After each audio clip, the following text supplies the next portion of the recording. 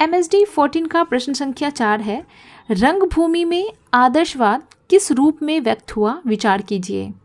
उत्तर है मुंशी प्रेमचंद्र की रंगभूमि 1925 हिंदी साहित्य का एक महत्वपूर्ण उपन्यास है, जिससे समाज, राजनीति, पूंजीवाद और संघर्ष का चित्रण किया गया है। इस उपन्यास में आदर्शवाद की भावना स्पष्ट रूप से व्यक्त होती है, जो विशेष रूप से इस उपन्यास के माध्यम से सत्य, अहिंसा, न्याय और मानवता जैसे उच्च आदर्शों को प्रस्तुत किया है। पॉइंट 1 है आदर्शवादी नायक सूरदास। रंगभूमि का मुख्य पात्र सूरदास एक अंधा भिखारी होते हुए और साधारण आदर्शवादी चरित्र है। वह नैतिकता, सत्य और अहिंसा के सिद्धांतों पर अडिग रहता है। समाज में अन्याय और अत्याचार के विरुद्ध संघर्ष करते हुए भी वह हिंसा का सहारा नहीं लेता। उनका आदर्शवाद महात्मा गांधी के सत्याग्रह के विचारों से बहुत ज़्यादा प्रेरित प्रतीत होता है। पॉइंट 2 है सामाजिक और राजनीतिक आदर्शवाद। प्रेमचंद्र ने इस उपन्यास में समाज और राजनीति में आदर्शवाद की अवधारणा को प्रभावी रूप से प्रस्तुत किया है।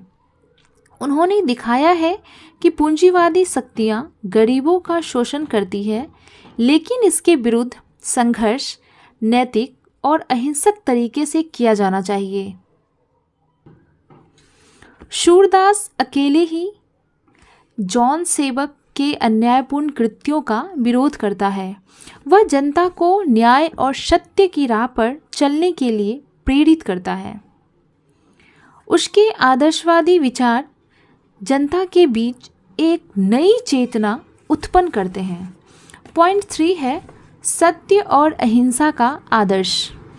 सूरदास के चरित्र में प्रेमचंद्र ने सत्य और अहिंसा के आदर्श को बहुत ही प्रभावशाली रूप में प्रस्तुत किया है।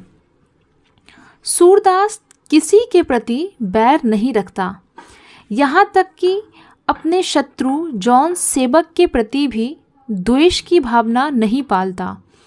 वह अपने अधिकारों की रक्षा के लिए सत्याग्रह करता है और अपने अंत तक सिद्धांतों पर अडिग रहता है।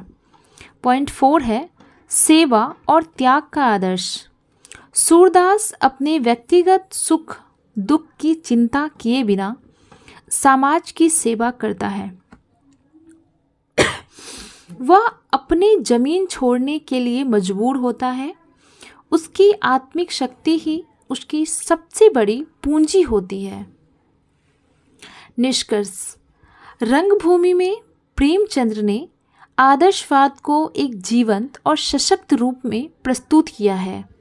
सूरदास का चरित्र यह सिखाता है कि सत्य, अहिंसा और न्याय की राह पर चलते हुए भी समाज में क्रांतिकारी परिवर्तन लाए जा सकते हैं। इसके साथ ही हमारा इस प्रश्न का उत्तर भी यहीं पे समाप्त होता है। मैं आशा करती हूँ कि आपको हमारा यह प्रश्न उत्तर का श्रृंखला अवश्य पसंद आ रहा होगा। चैनल पर नए हैं तो इसे सब्सक्राइब कर दीजिएगा, वीडियो पसंद आए तो उसे लाइक कर दीजिएगा, इसे अपने दोस्तों के साथ जरूर शेयर कीजिएगा। अपने सुझाव, अपने राय और अपना प्यार कमेंट सेक्शन में देना ना भूलिएगा। मिलते हैं अगले वीडियो में, तब तक के लिए धन्यवाद।